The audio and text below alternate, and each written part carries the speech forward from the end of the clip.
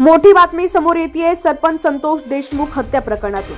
सरपंच संतोष देशमुख हत्या प्रकरणातील आरोपी सुदर्शन घुले याच्या मोबाईलमधील डाटा रिकव्हर झालाय अशी माहिती सरपंच संतोष देशमुख यांचे बंधू धनंजय देशमुख यांनी दिली आहे। तसंच विष्णू चाटे याच्या मोबाईलमधील डेटा देखील सीआयडीने आपल्या ताब्यात घेतल्याची माहिती धनंजय देशमुख यांनी दिलेली आहे।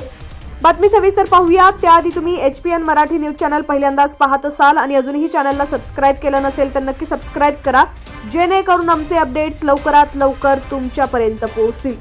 आरोपी सुदर्शन घुले याच्या मोबाईलमधील डेटा हस्तगत करण्यात आलेला आहे। या डेटामधून काही महत्त्वाच्या बाबी समोर येण्याची शक्यता आहे, ज्यामुळे पुढील तपासाला मदत होईल, कारण त्या मोबाईलमध्ये महत्त्वाची माहिती आहे।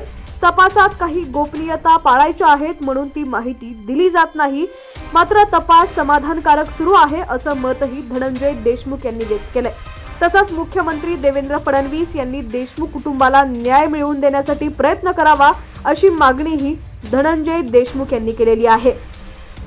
संतोष अण्णा देशमुख यांना न्याय देताना ज्या गोष्टी अडसर ठरत असतील त्यावर मुख्यमंत्र्यांनी ठोस भूमिका घ्यावी ही विनंती अशी प्रतिक्रिया धनंजय देशमुख यांनी मंत्री धनंजय मुंडेंच्या राजीनाम्याच्या प्रश्नावरती दिलेली आहे।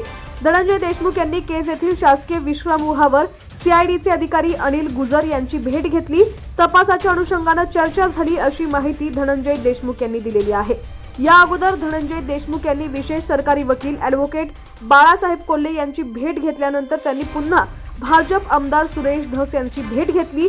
संतोष देशमुख हत्या प्रकरणातील एक आरोपी कृष्णा आंधळे अद्यापही फरार आहे।